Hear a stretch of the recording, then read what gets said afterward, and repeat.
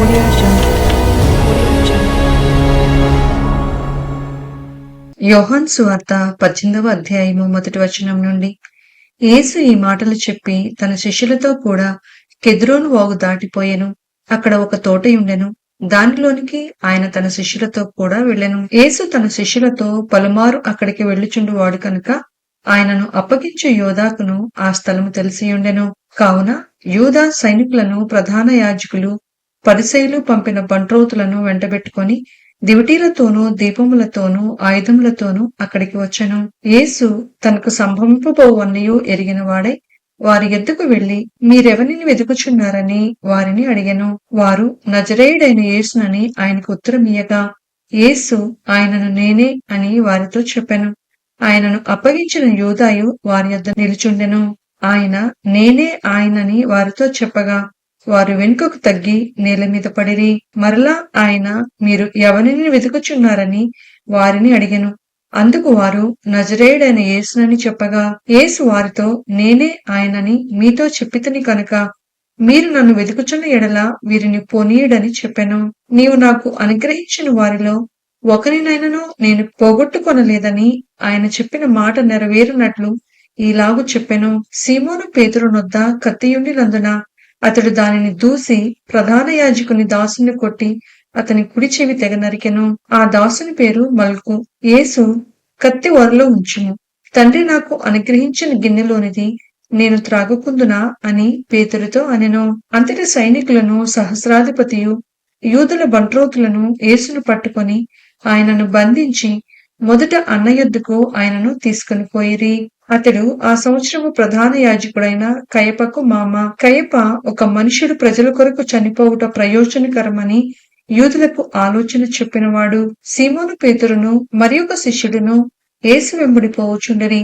ఆ శిష్యుడు ప్రధాన యాజకునికి నెలవైన వాడు కనుక అతడు ప్రధాన యాజకుని ఇంటి ముంగిటిలోనికి యేసుతో కూడా వెళ్ళెను. పేతురు ద్వారమునొద్ద బయట నిల్చుండెను కనుక ప్రధాన యాజకునికి నెలవైన ఆ శిష్యుడు బయటికి వచ్చి ద్వారపాలకురాలితో మాటలాడి పేతురును లోపలికి తోడుకొని పోయెను.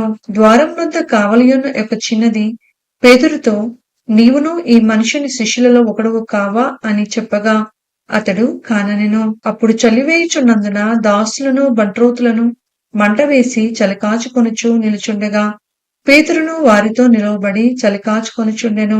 ప్రధాన యాజకుడు ఆయన శిష్యులను గూర్చియు ఆయన బోధన గూర్చియు యేసును అడగగా యేసు నేను బాహాటంగా లోకము ఎదురు మాట్లాడితిని. యూదులందరూ కూడివచ్చు సమాజ మందిరములలోనూ దేవాలయములలోనూ ఎల్లప్పుడూ బోధించితిని. రహస్యముగా నేనేమియూ మాటలాడలేదు. నీవు నన్ను అడగనేలా? నేను వారికేమి బోధించినది విన్నవారిని అడుగుము.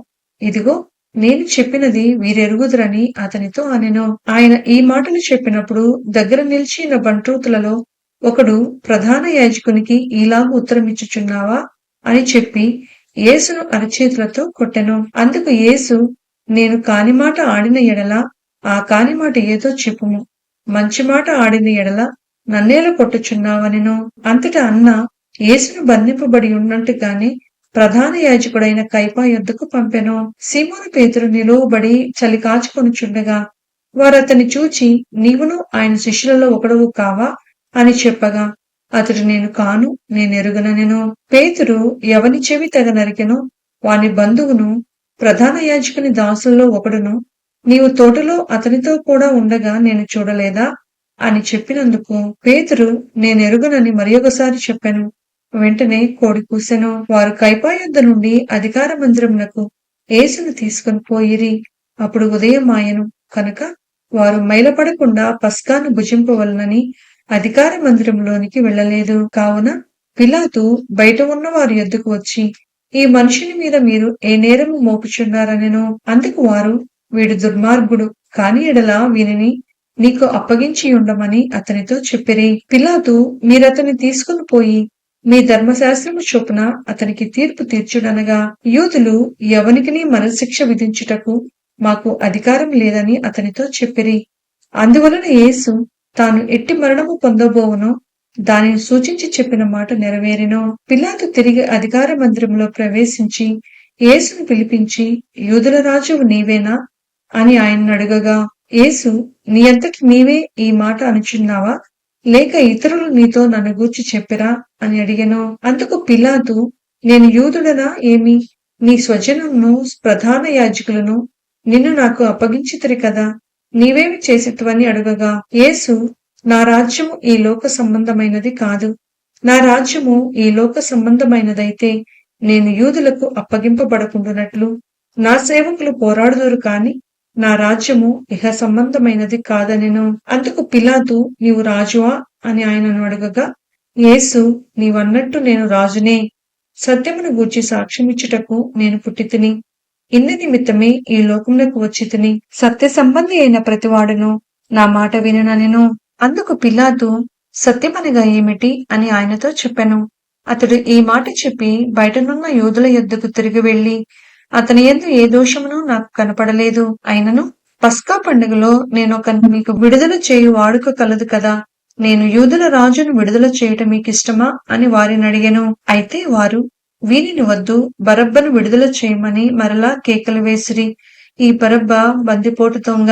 యోహాను సువార్త 19వ అధ్యాయము 1వ వచనం నుండి. అప్పుడు పిలాతు యేసును పట్టుకొని ఆయనను కొరడాలతో కొట్టించెను. సైనికులు ముండ్లతో కిరీటంను అల్లి ఆయన తల మీద పెట్టి ఊదారంగు వస్త్రము ఆయనకు తొడిగించి ఆయన యొద్దకు వచ్చి, యూదుల రాజా శుభమని చెప్పి ఆయనను అరచేతులతో కొట్టిరి. పిలాతు మరలా వెలుపలికి వచ్చి, ఇదిగో, ఈయన యందు ఏ దోషమును నాకు కనపడలేదని మీకు తెలియనట్లు ఈయనను మీ యొద్దకు వెలుపలికి తీసుకుని వచ్చుచున్నానని వారితో అనెను. ఆ ముండ్ల కిరీటమును ఊదారంగు వస్త్రమును ధరించిన వాడై యేసు వెలుపలికి రాగా, పిలాతు, ఇదిగో ఈ మనుష్యుడు అని వారితో చెప్పెను. ప్రధాన యాజకులను బంట్రోతులను ఆయనను చూచి, సిలువ వేయము, సిలువ వేయము అని కేకలు వేయగా, పిలాతు, ఆయన యందు ఏ దోషమునూ నాకు కనపడలేదు కనుక మీరే ఆయనను తీసుకుని పోయి సిలువ వేయడని వారితో చెప్పెను. అందుకు యూదులు, మాకొక నియమము కలదు, తాను దేవుని కుమారుడనని ఇతడు చెప్పుకొనెను కనుక ఆ నియమము చొప్పున ఇతడు చావవలనని అతనితో చెప్పిరి. పిలాతు ఆ మాట విని మరి ఎక్కువగా భయపడి తిరిగి అధికార మందిరములో ప్రవేశించి, నీవెక్కడి నుండి వచ్చితివని యేసును అడిగెను. అయితే యేసు అతనికి ఏ ఉత్తరము ఇయ్యలేదు. కనుక పిలాతు నాతో మాటలాడవా, నిన్ను విడుదల చేయుటకు నాకు అధికారము కలదనియు నిన్ను సిలువ వేయుటకు నాకు అధికారము కలదనియు నీవెరుగవా అని ఆయనతో అనెను. అందుకు యేసు, పైనుండి నీకు ఇయ్యబడి ఉంటేనే తప్ప నా మీద నీకు ఏ అధికారమును ఉండదు. అందుచేత నన్ను నీకు అప్పగించిన వానికి ఎక్కువ పాపము కలదనెను. ఈ మాటను బట్టి పిలాతు ఆయనను విడుదల చేయుటకు ప్రయత్నము చేసెను కాని యూదులు, నీవు ఇతని విడుదల చేసితివా, కైసరునకు స్నేహితుడవు కావు, తాను రాజునని చెప్పుకొని ప్రతివాడును కైసరునకు విరోధముగా మాట్లాడుచున్నవాడే అని కేకలు వేసిరి. పిలాతు ఈ మాటలు విని యేసును బయటికి తీసుకుని వచ్చి రాళ్లు పరిచిన స్థలమందు న్యాయపీఠము మీద కూర్చుండెను. హెబ్రీ భాషలో ఆ స్థలమునకు గబ్బతా అని పేరు. ఆ దినము పస్కాను సిద్ధపరచు దినము. అప్పుడు ఉదయము 6 గంటలు కావచ్చెను. అతడు, ఇదిగో మీ రాజు అని యూదులతో చెప్పగా, అందుకు వారు, ఇతన్ని సంహరించుము, సంహరించుము, సిలువ వేయుము అని కేకలు వేసిరి. పిలాతు, మీ రాజును సిలువ వేయుదునా అని వారిని అడుగగా, ప్రధాన యాజకులు, కైసరు తప్ప మాకు వేరొక రాజు లేడు అనిరి. అప్పుడు సిలువ వేయబడుటకై అతడు ఆయనను వారికి అప్పగించెను. వారు యేసును తీసుకుని పోయిరి. ఆయన తన సిలువ మోసుకొని కపాల స్థలమన చోటికి వెళ్ళెను. హెబ్రీ భాషలో దానికి గొల్గతా అని పేరు. అక్కడ ఈ వైపున ఒకరిని, ఆ వైపున ఒకరిని, మధ్యను యేసును ఉంచి ఆయనతో కూడా ఇద్దరిని సిలువ వేసిరి. మరియు పిలాతు యూదుల రాజైన నజరేయుడగు యేసు అను పై విలాసము వ్రాయించి సిలువ మీద పెట్టించెను. యేసు సిలువేయబడిన స్థలము పట్టణమునకు సమీపమై ఉండెను. అది హెబ్రీ, గ్రీకు, రోమా భాషలలో వ్రాయబడెను కనుక యూదులలో అనేకులు దానిని చదివిరి. నేను యూదుల రాజునని వాడు చెప్పినట్టు వ్రాయుము, కాని యూదుల రాజు అని వ్రాయవద్దని యూదుల ప్రధాన యాజకులు పిలాతుతో చెప్పగా, పిలాతు, నేను వ్రాసినదేమో వ్రాసితనెను. సైనికులు యేసును సిలువ వేసిన తరువాత ఆయన వస్త్రములు తీసుకొని ఒక్కొక్క సైనికునికి ఒక్కొక్క భాగము వచ్చినట్లు వాటిని 4 భాగములు చేసిరి. ఆయన అంగీని కూడా తీసుకొని, ఆ అంగీ కుట్టులేక పైనుండి యావత్తూ నేయబడినది కనుక వారు దానిని చింపక అది ఎవరికి వచ్చునో అని దాని కోసము చీట్లు వేయుదమని ఒకరితో ఒకరు చెప్పుకొనిరి.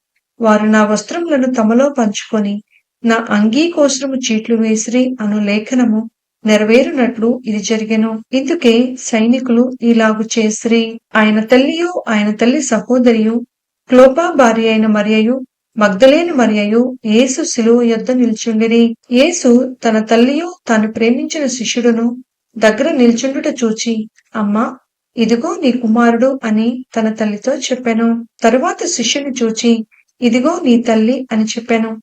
ఆ గడియ నుండి ఆ శిష్యుడు ఆమెను తన ఇంట చేర్చుకొనెను. అటు తరువాత సమస్తమును అప్పటికి సమాప్తమైనదని యేసు ఎరిగి, లేఖనము నెరవేరునట్లు నేను తప్పికొనుచున్నానెను. చిరకతో నిండియున్న ఒక పాత్ర అక్కడ పెట్టియుండెను కనుక వారొక స్పంజి చిరకతో నింపి హిస్సోపు పుడకను తగిలించి ఆయన నోటికి అందించిరి. యేసు ఆ చిరక పుచ్చుకొని సమాప్తమైనదని చెప్పి తల వంచి ఆత్మను అప్పగించెను. ఆ దినము సిద్ధపరిచి దినము, మరుసటి విశ్రాంతి దినము మహాదినము కనుక ఆ దేహములు విశ్రాంతి దినమున శిలువ మీద ఉండకుండునట్లు వారి కాళ్ళు విరగగొట్టించి వారిని తీసివేయించుమని యూదులు పిలాతును అడిగిరి. కాబట్టి సైనికులు వచ్చి ఆయనతో కూడా సిలువ వేయబడిన మొదటి వాని కాళ్లను రెండవ వాని కాళ్లను విరగగొట్టిరి. వారు యేసు వద్దకు వచ్చి అంతకు ముందే ఆయన మృతి పొంది ఉండుట చూచి ఆయన కాళ్లు విరగొట్టలేదు కాని సైనికులలో ఒకడు